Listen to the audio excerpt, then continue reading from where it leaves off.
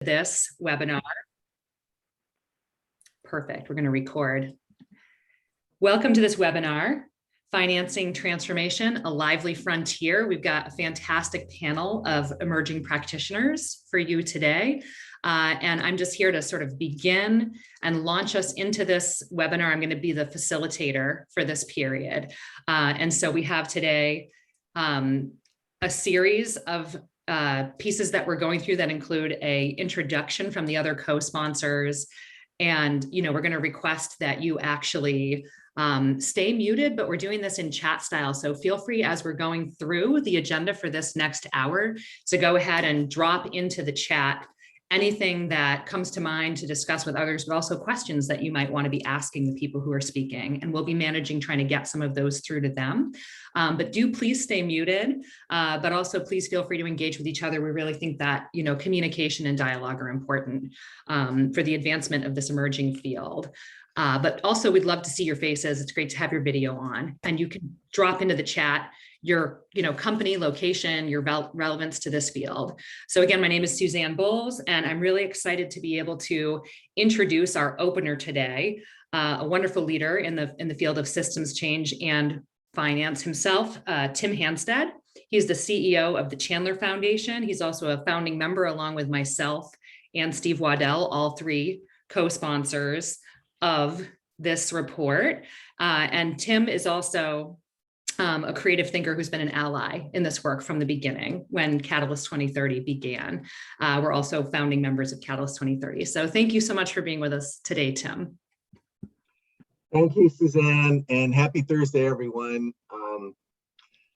As Suzanne mentioned, I'm the CEO of the Chandler Foundation, but I spent most of my career as a social entrepreneur, as a co-founder at Landesa, and much of that time frustrated by the lack of transformation within the financing system, which is part of why I'm here today. Also, as Suzanne mentioned, a proud member of Catalyst 2030, where I chair a working group for donors. So it's early morning here in Seattle, but I am absolutely delighted to be here for this report launch and for this panel. Why?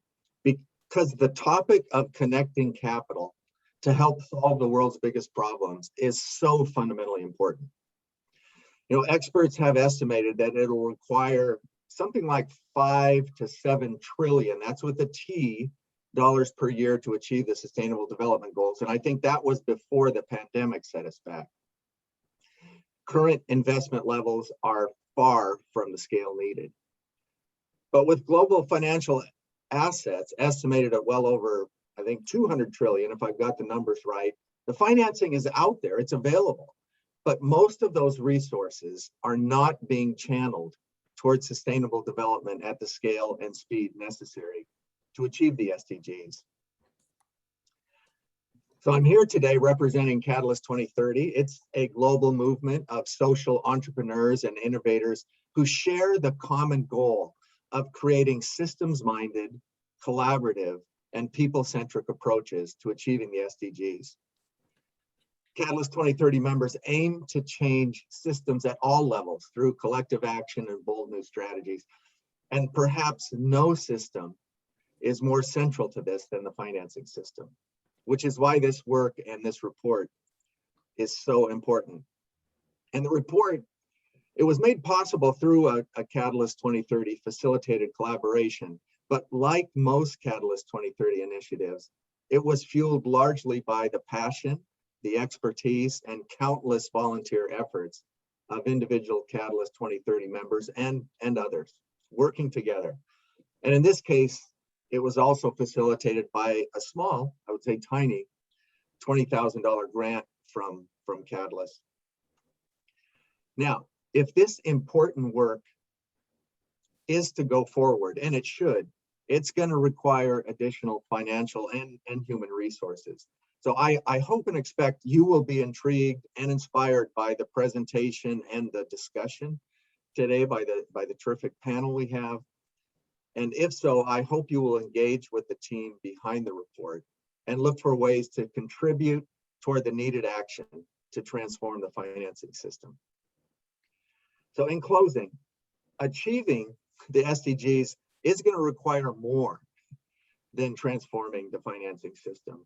But it is really hard to envision how it will be done without transforming the financing system.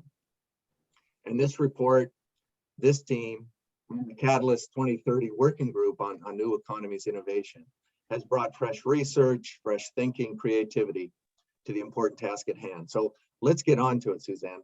Back to you. Thank you so much, Tim. And thank you so much for being up early to do this work and bringing so much energy at 6 o'clock in the morning. So I'm really delighted now to introduce someone who's not only a colleague, but who's become a real friend, my co-lead in the transformations, financing transformations working group of Catalyst 2030, Steve Waldell.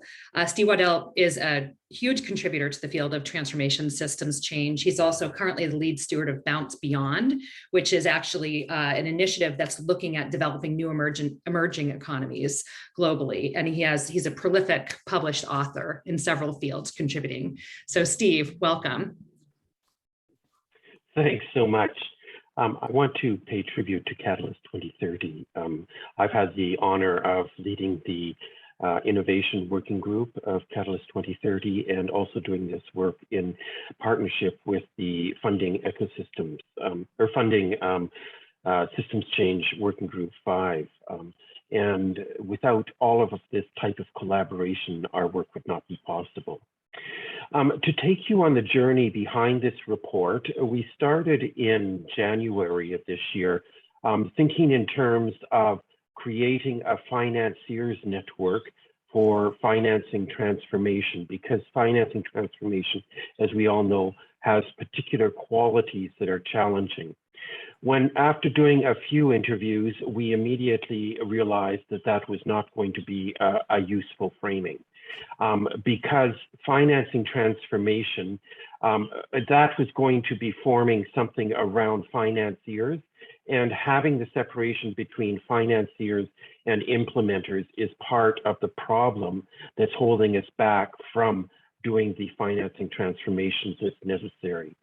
So then we changed to the framing of an ecosystem for financing transformation. And that was very productive. And all of a sudden, once we looked with that framing, we realized that there are such ecosystems already there, although they have not recognized themselves as such. So it was with great pleasure that we have advanced this report and feel that we have a unique opportunity to relatively quickly really advance the field. And I hope that we'll be able to find support and your engagement for moving on to be able to do that. So just to say that one of the big discoveries was that there's two different types of financing that are fighting for, in comparison to the traditional financing system, for their own assertion of distinction and contribution. One is what we're calling progressive capital. So it's largely associated, just to be very simplistic, with the impact investing movement, and has given birth to lots of great initiatives such as GIN, the Global Impact Investing Network. And there's a separate group that Dominique Hofstetter, who's with us today, has been particularly leaderful in pointing to, which is what he named it Transformations Capital, and we've adopted that name. So the one distinction is simply the intent. The intent of the people that we're talking about in this new system is for transformation as opposed to incremental change or reform. People are seeing at this time we need a very strong intent for deep systems change, and that's what we're calling transformation. The strategy is to be able to bring together financiers from different arenas. We have people from science funding, which is not usually brought into here, government funding, private investing, certainly foundations, high net worth people, blended sources, investment tools, very different measures. I know, for example, TIP, the Investment Integration Project with Steve Leidenberg and Bill Buckhart, have really led leadership in understanding the systemic impact of financing investments. And as well, our own Frederick Galton has been developing new ways of looking at the impact of investment upon communities. Specifically.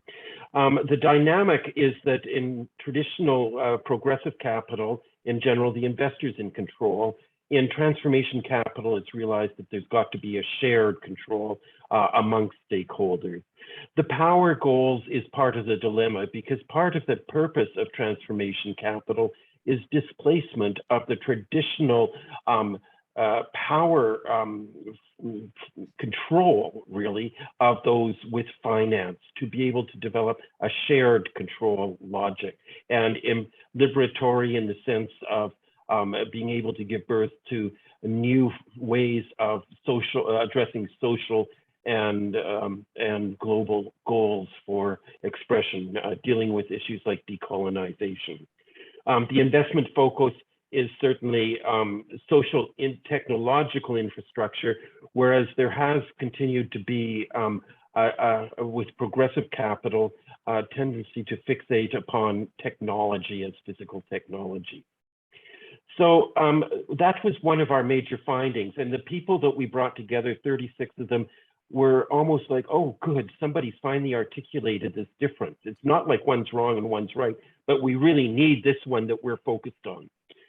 So what does this look like in terms of actual structure and approach? So this is the very simple model that most people think of in terms of financing transformation. Somebody with money finances implementers to be able to provide transformation. When we actually looked at what people are doing, that's not actually the way things are emerging. And this is one of the reasons why it's been so difficult to be able to develop the flow of transformation capital that's necessary, is because it requires a systemic perspective. I don't expect you to understand this diagram. It's just that it's a contrast visually with the earlier one to say that we need all types of activities to be able to create this type of financing system. We need deal aggregators for the implementers. We need ways of bringing together capital. We need capacity development for the deep collaboration this system requires. We need new assessment vehicles. We need strong advocates with the financiers. We need brokers to be able to bring it together. But we need something more as well. So if you think of the EFT green circle at the top, that's where all of those functions from the earlier slide would reside. They're in there. We need to develop those in multiple ways. And that requires something that we call an ecosystem for financing transformation steward to develop with effectiveness that system. And there are other external actors to the system who are working critically to be able to support it, that the EFT steward should be bringing together and creating coherence of action so that we can speedily get these systems developed. So thought leaders, researchers, policymakers, capacity developers for these external ones. So we've got to have something that we're calling an EFT developer or an EFT steward. Now, I've mentioned that there's several that we discovered are already in operation. The ones here that are indicated in green are in operation. One you might know of as Seeds. It's a cryptocurrency that is very much focused upon supporting transformation. It's very different from most 99% of cryptocurrencies. And they're setting up a system to be able to create virtuous cycles of funding for transformation activity.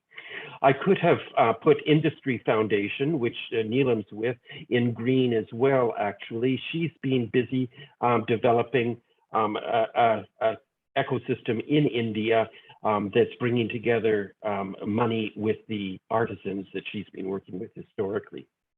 The Omidyar group is talking with a high net worth group of people to do something similar to this. In California, there's something called the California Capital Markets Task Force, which is bringing together people to do something that we would call an EFT.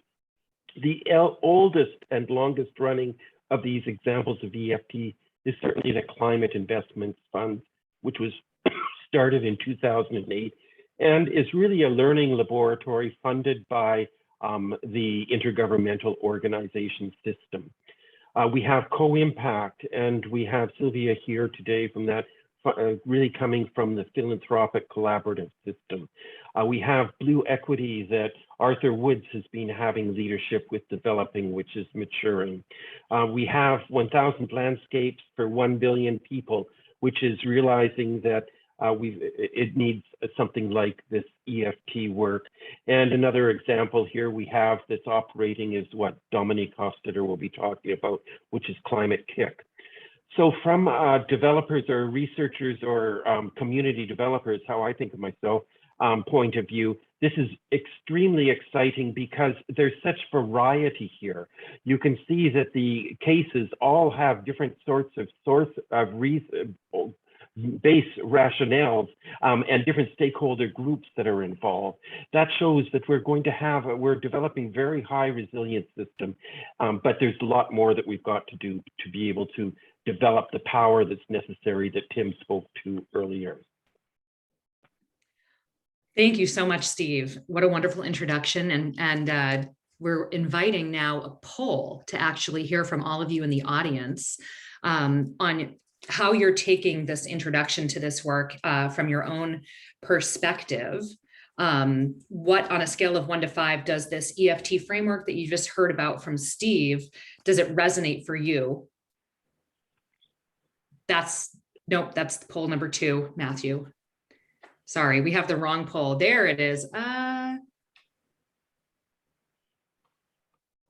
There it is. Okay, thank you. So that's it. Number 1, does the EFT framework presented here resonate with you? And we're going to do another poll at the end that has more to do with like your particular interest or your field. So please go ahead and answer that poll. And we're just about to actually segue into the part of the conversation that is a discussion with practitioners, some of the folks who actually contributed to this report as they are themselves field builders who are actively working in the field of transformations finance.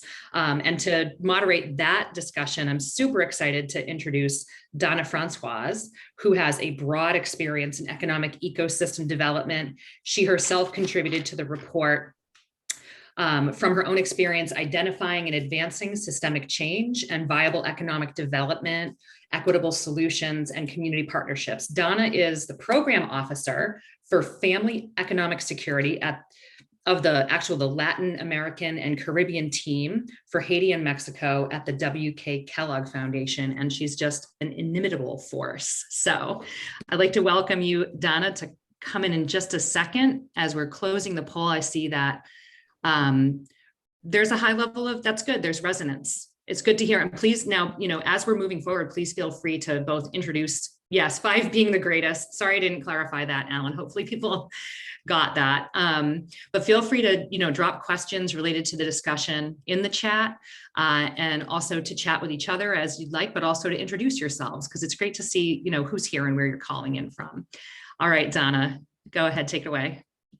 Thank you, Susan. And it is such a pleasure and an honor to both have been part of this process and to be here with you this morning. And furthermore, to introduce and moderate a conversation with 3 amazing speakers that you'll hear from in just a minute. And just before we get started, I wanted to just frame us a little bit in terms of the kind of another layer to the importance and urgency of this investigation and this work in the need for transformation finance. So as Tim just described, related to the gaps around financing for the SDGs, another layer of this is also what's the pattern of investment in financing related to those who are actually leading those systems change work in communities, right, and in local places.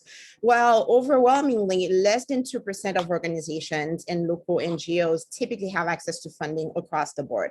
So overwhelmingly, 80 to 90% of that funding goes through larger institutions. So there's a need to really think about the power structures that, as we've described, the decolonization that needs to happen around finance, but also around how do we think solutions and who advances systems change effort, and how do we support them in a way that is appropriate for the work that they're doing and the risk that they're taking.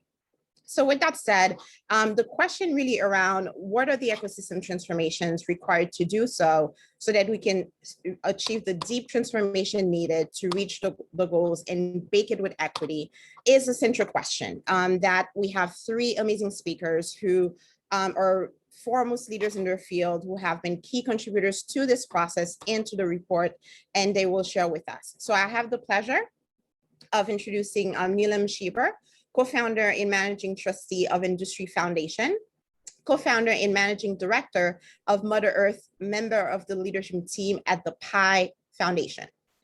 I'm also introducing Dominic Hofstetter, Director of Capital and Investments and member of the executive board at Climate KIC.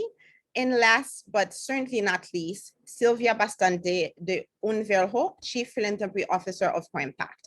So thank you all for being with us this morning, and thank you to our three panelists this morning. So without further ado, Neelam, Sylvia, and Dominic, I would like to start, and really starting with you, Neelam, with a key question. Why do you think it is so crucial to advance transformations finance at this time?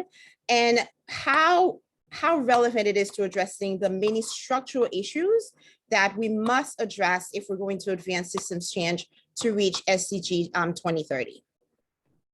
Thank you. Thanks, Diana. Thanks for all the Catalyst 2030 people who convened this session. Frankly, obviously, transforming finance is at the core of it. And speaking from a position in India, which has the largest number of underserved or literally poor people who live on less than $5 a day in the world, right? Though India aspires to become the third largest economy in the next 10 years, we have these anomalies. COVID has pushed actually 320 million people back into poverty in India, right? And it's the same, it's going to be the same everywhere. There's nothing spectacular about India in this. It's going to be the same for all the, and one obviously doesn't have to go to all the standard things of 1% of the wealth lying, 99% of the wealth lying with 1% of the population. But there are actually deep systemic issues with inclusive growth.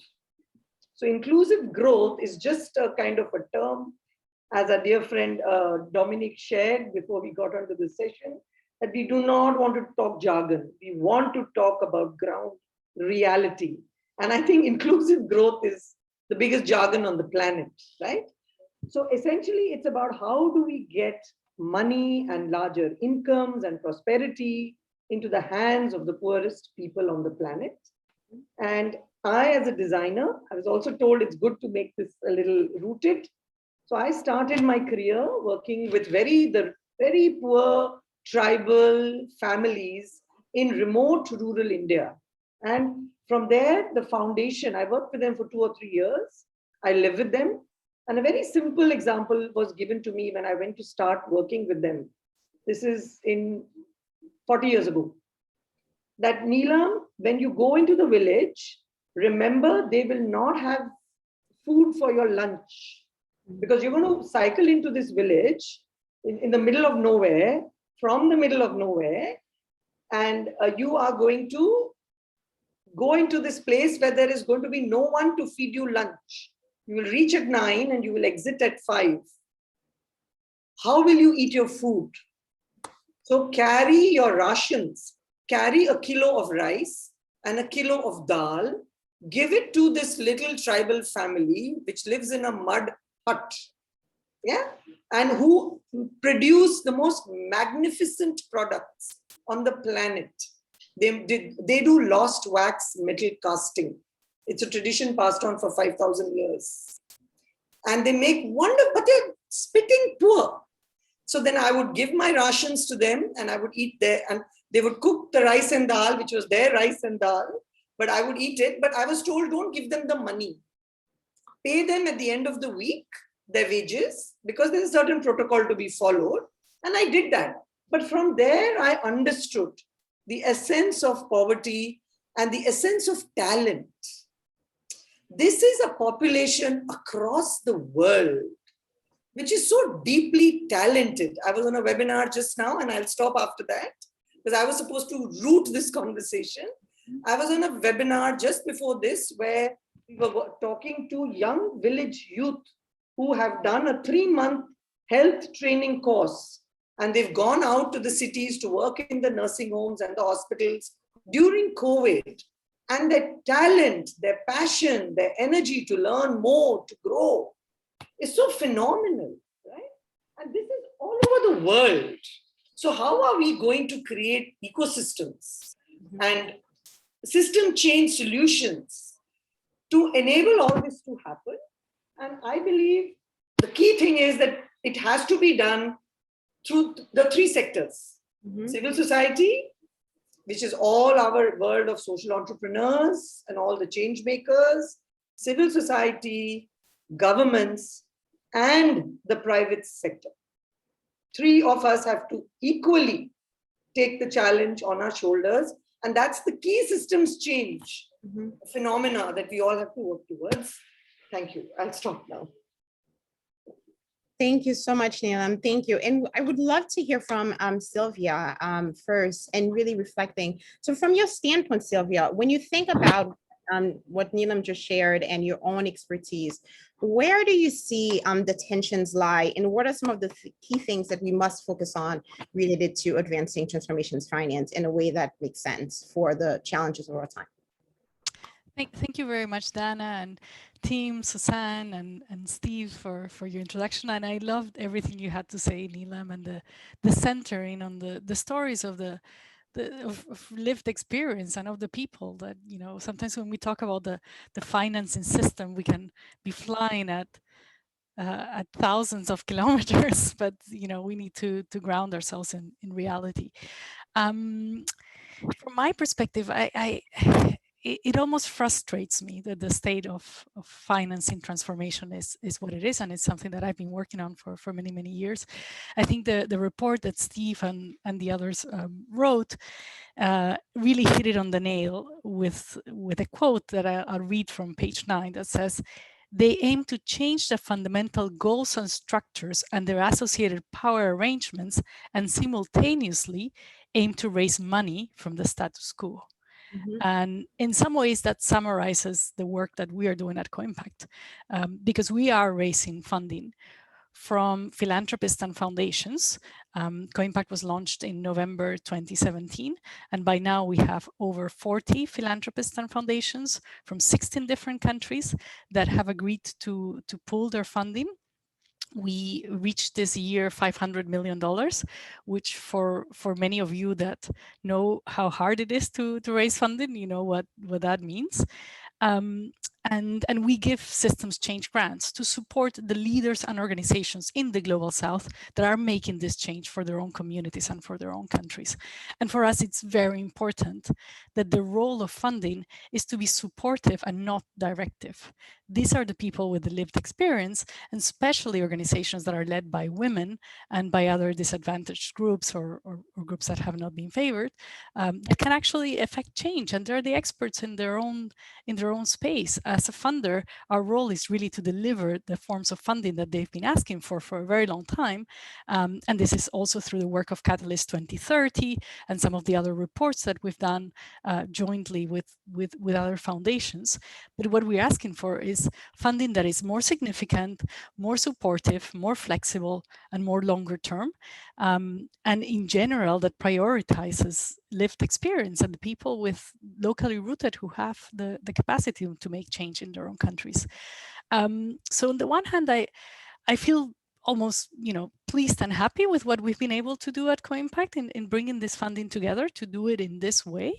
On the other hand, I also see huge barriers. One of the things that you asked me, Dana, at a different point is, you know, how is it going with your second fund, the Gender Equality Fund that you have announced recently? And, you know, I thought having done it once for our foundational fund, it would be easier the second time around. And the truth is, unfortunately, it's not. Because ultimately, there's very few philanthropists and foundations that have a passion for systems change. I almost don't know any. I know a few of the foundations that have agreed to support Co-Impact that do care about systems change. Amongst them, the Chandler Foundation. It's so wonderful to see team on the call today, and also the Gates Foundation, Rockefeller Foundation, and a few others of our core partners. But if you think about it, 40 funders is tiny compared to the world of philanthropy, right?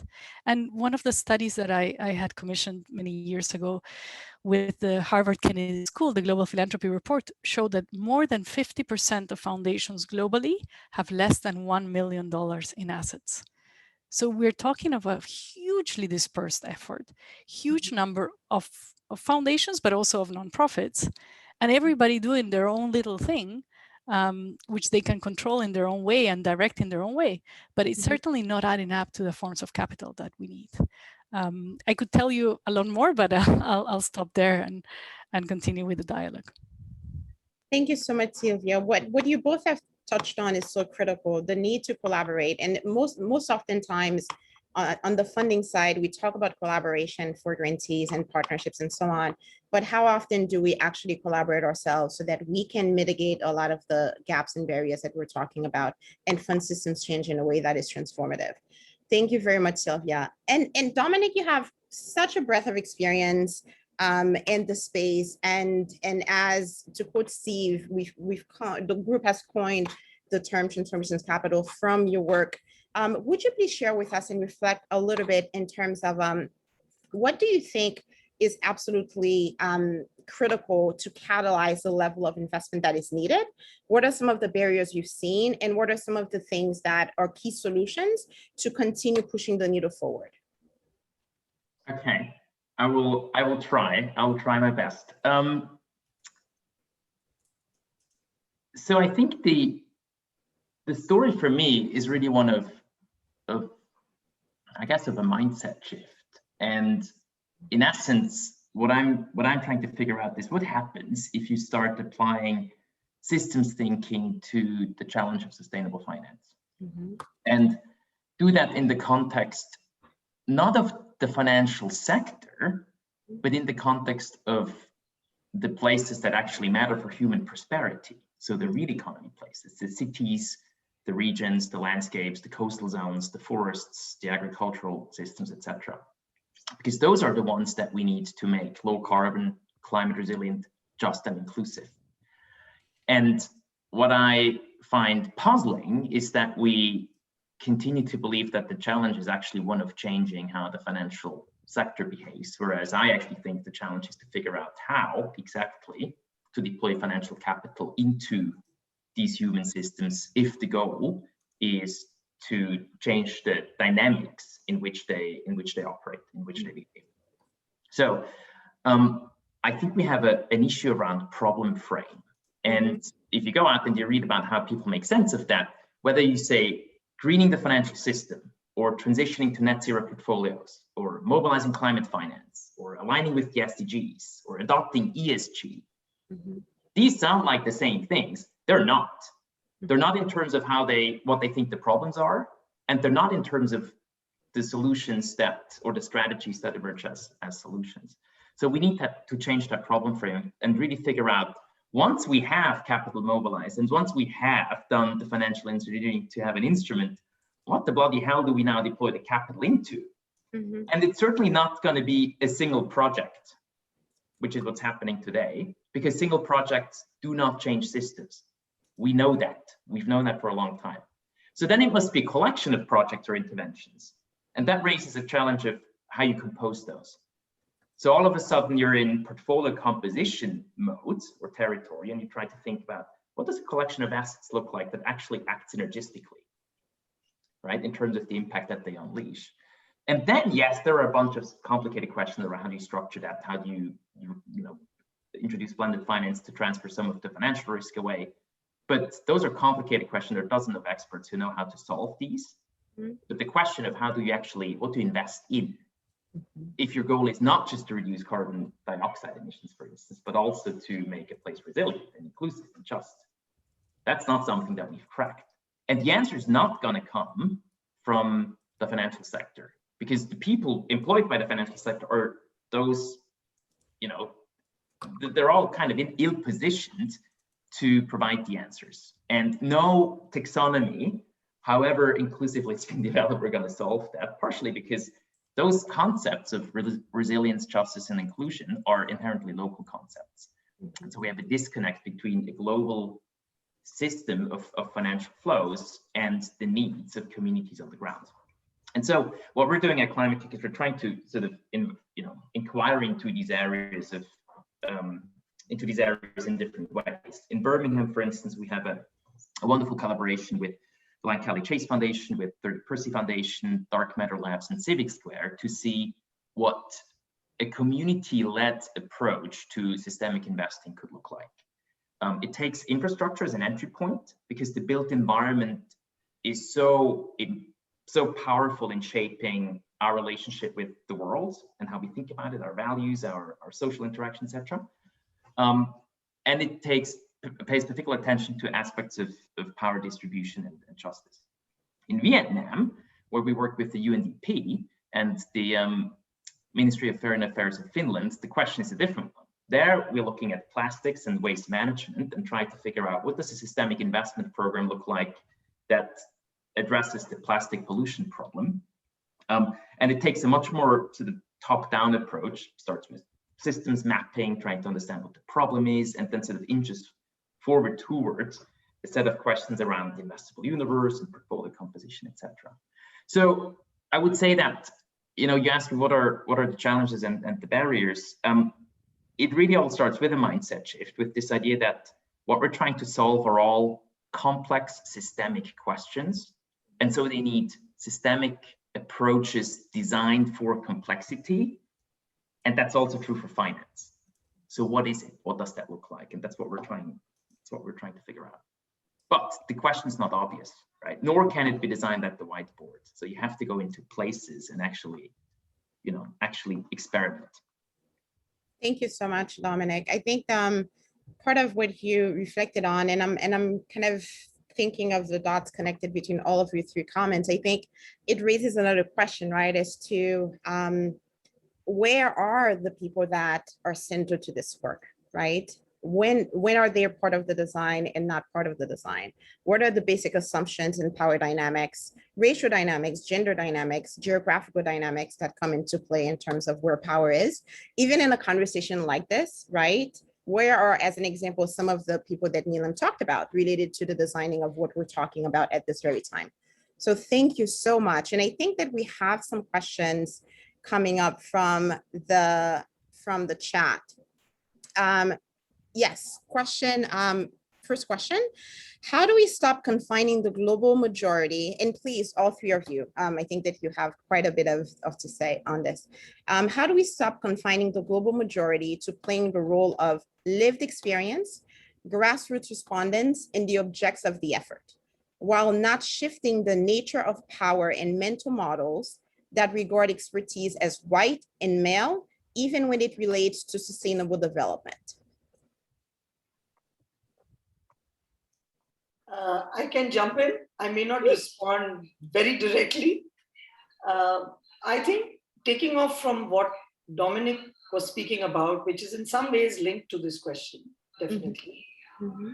If you just twist the whole discussion around and say, what will you put at the center? So it's obviously the people who need the interventions at the center. But other than that, I think now what's happening, even and post-COVID, you got to put nature at the center, commons at the center, and the people who live off nature and commons at the center. About 60 to 70% of the world actually lives on commons, right? And this is something we have all forgotten.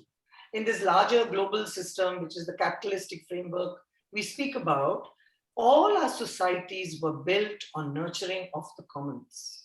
And there are PhDs and there are researches done around it, and there's very scientific ways of viewing all of this, right? And in India, a lot of the grassroots movements have started on Jal, Jameen, Jungle. Jal is water, Jameen is land, and jungle is forest. My husband was telling me today that Jeff Bezos in his board meetings always said that we need one chair for the customer, empty chair that represents the customer. My husband was saying we now need an empty chair to represent the planet in every meeting. Yeah. Then from the planet, you will find the communities who literally live off the planet. I'm part of something called societal platforms, and there Sanjay speaks about the Lindy effect, which is basically it's some principle, which basically is that if something has been around 5,000 years, it will take 5,000 years for it to die. That's the amount of time it takes, right? So we have a very long civilization, and 200, 300 years of capitalism, 400 years of capitalism is not going to kill it, frankly. We all just have to get up and take charge, right? And so I don't know whether I've answered this lady's question or gentleman's question, but the fact is that there are methods today where you can not work on projects, where you can work in, but you've got to have some system frameworks in mind, which we have at PI, the Platform for Inclusive Entrepreneurship. Because clearly we've put first mile communities at the center, and first mile communities that live off the commons or smallholder farmers, or really people who are at the root of protecting our planet.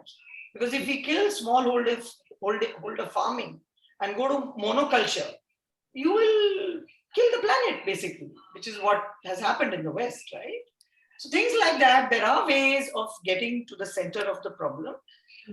And of course, we've got to co-create and collaborate. It's really simple because Dominic's answered the question, someone else. If all of us keep talking, we will get to the solutions. Please, please. I'll come in on that and say to the person that asked the question, it's about shifting power, but the challenge, as the report very nicely put, is that you're trying to shift the power and at the same time raise money from the existing system. For all this talk about, you know, wealth transition and that women are going to come into a lot more wealth, most of the wealth is still in the global north, is still in white and male hands. That's the reality of it. Those are the people that control this philanthropic funding that we're talking about, right?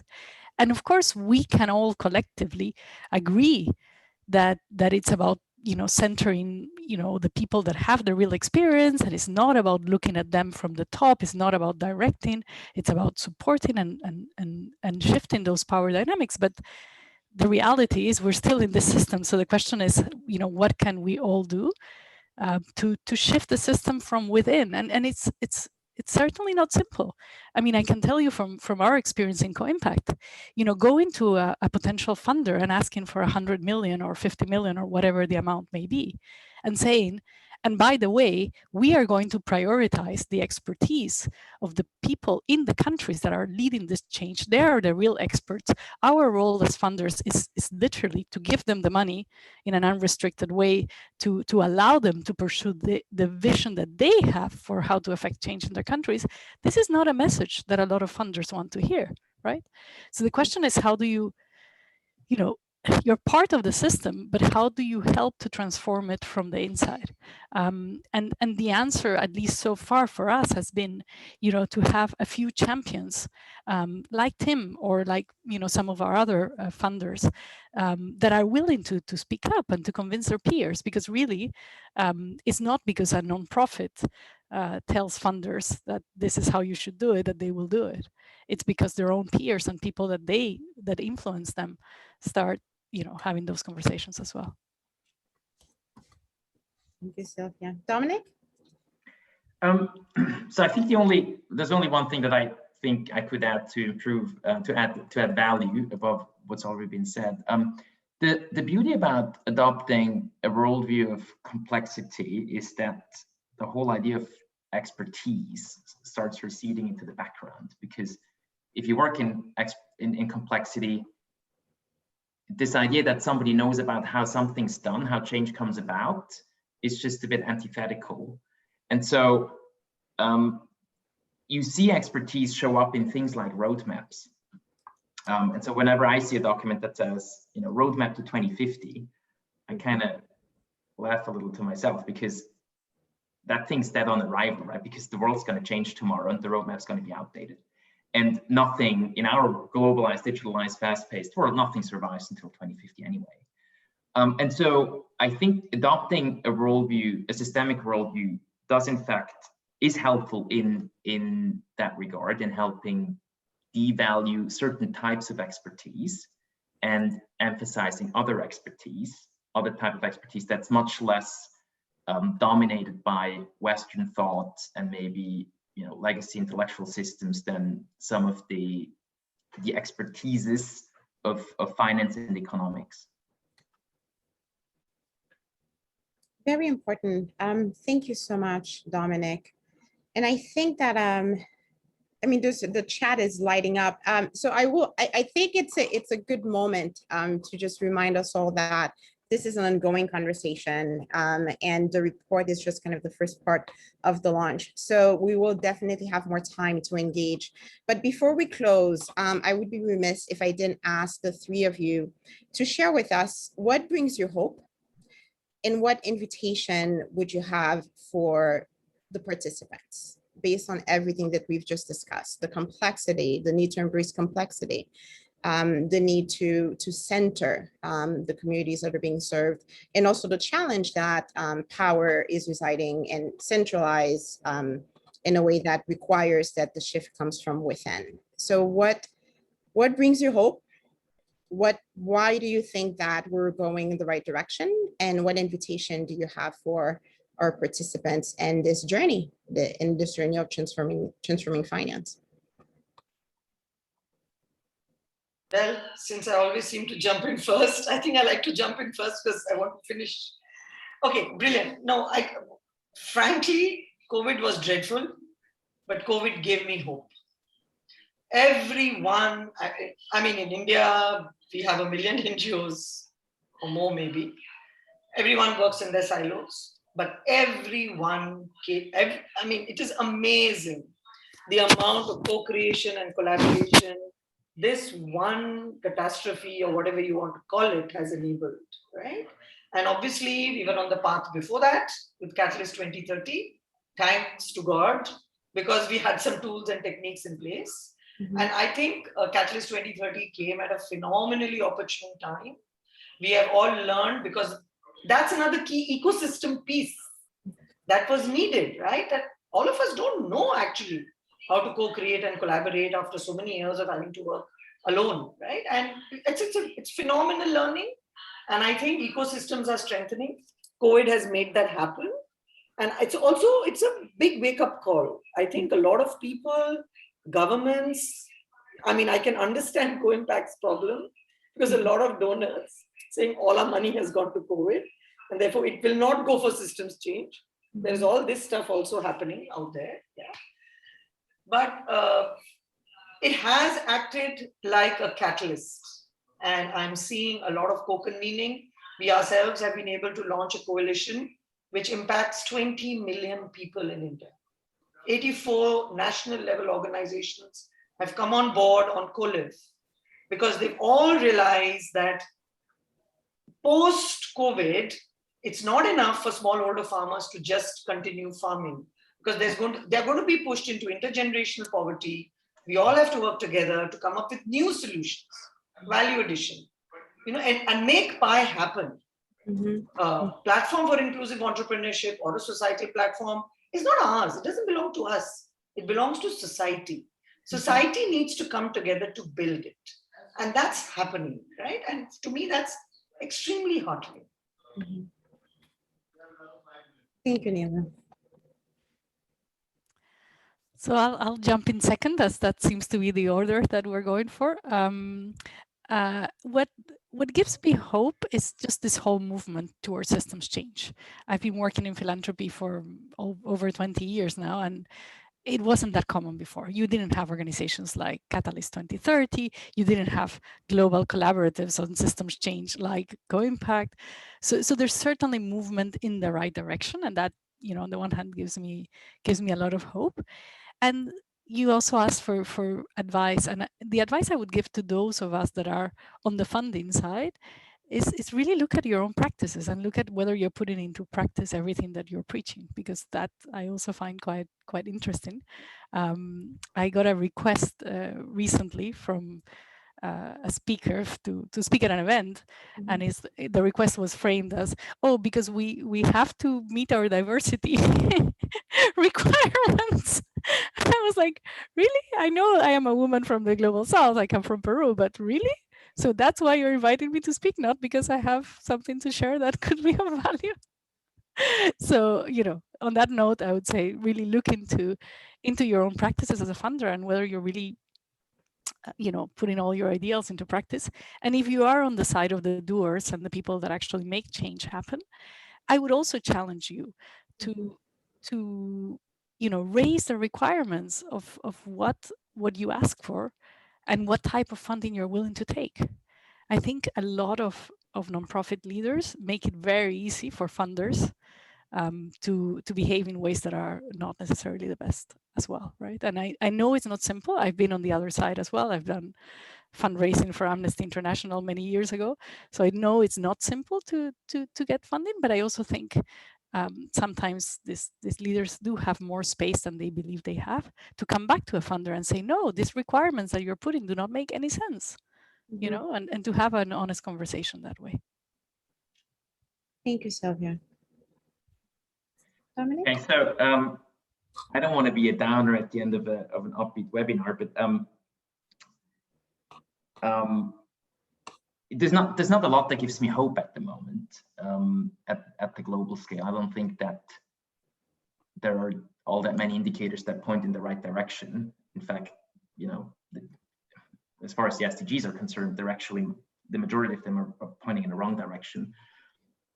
I also think that we're holding on to a 1.5 degree target that is an illusion at this point in time, but nobody wants to concede it. I believe we hold on to a notion of green growth that is probably unattainable insofar as the empirical evidence is concerned, but it's politically not opportune to give it up. So I think we're still quite a long way from making meaningful progress, and I am concerned about what that means for, frankly, those that are not as fortunate as I am and based in Switzerland with all its resiliency and wealth, and the cynicism that we see in the system, particularly in Europe and the US about this, that concerns me. Now, what keeps me going is that I think there are certain signs that at least some of the most obvious structural failings are now being talked about. I think that, in finance in particular, I believe we're probably we're going toward the end of what's going to be, a relatively shallow ESG movement that has resulted in hundreds of products that are not actually value creating in any real sense, but that have been mostly either greenwashing or green wishing, but aren't actually moving the needle. And that people realize that actually we need to go back to square one to really think about how, a different strategy around sustainable finance. And one thing that is emerging that that is in sort of the direction which we're talking about here is a movement around place-based impact investing. So places as a new systems type that people start paying attention to. And I think that gives us a whole new lens onto the problem and hopefully start sort of catalyzing a mindset shift there.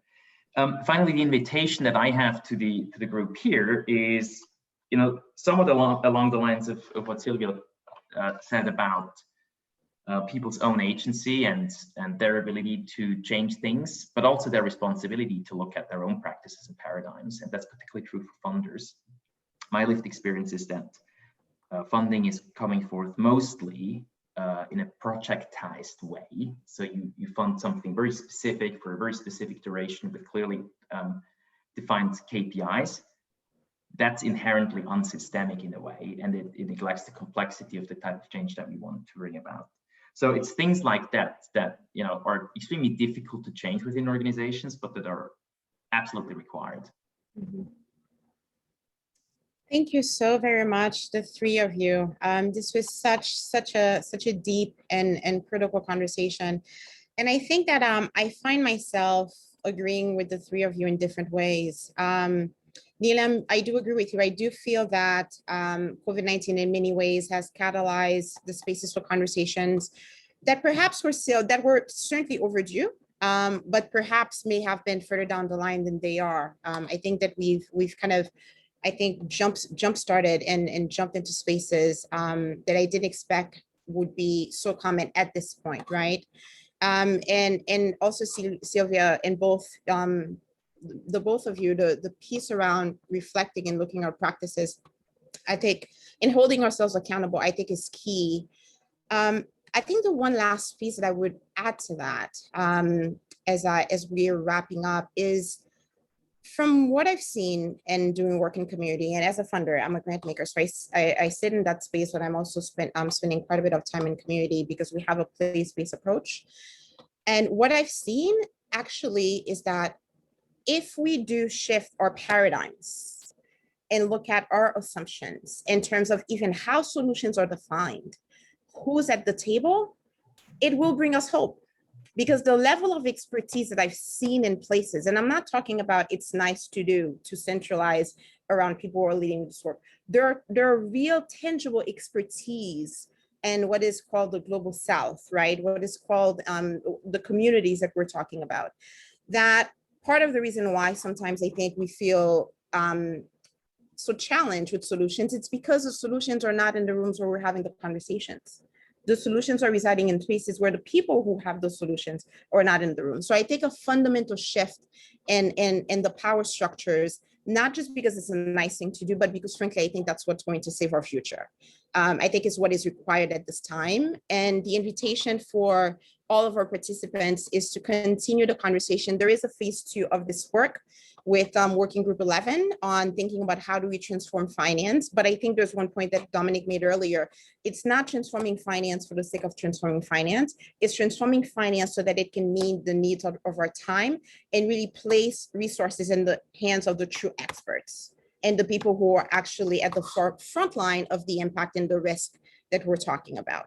So it was a pleasure. Thank you so much, Catalyst 2030. Thank you, Susan, Steve, Tim, and thank you, the three of you, and thank you to our participants. And hopefully we'll get to continue this conversation and make the shift that is required. Thank you so much. Thank you. Anna, thank you so much. This is so great. I just want to make everybody aware that we're dropping one last poll for you because we want to get a sense of how this fits into your own relevance and your own daily work. And I couldn't have said a single thing to compliment what these folks just said. And just so you all know, the second phase of work really answers many of the concerns that have been popped up in the discussion and in the sidebar in the chat. So we really invite you to be involved. And there's been an email sign-up link dropped several times.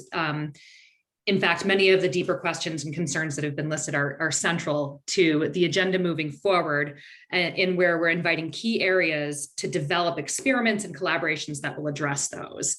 And so really interested in having you in the discussion, but just want to say a big thank you. So please go ahead and fill out this last poll here around your own work as it relates to the discussion, just to get a sense of who's in the room, so we can be more intentional next time to make sure that we have centered the discussion and brought in the right sort of components to make this really fully, diverse in thinking and in approach and in sector. So you can answer more than one of these, obviously.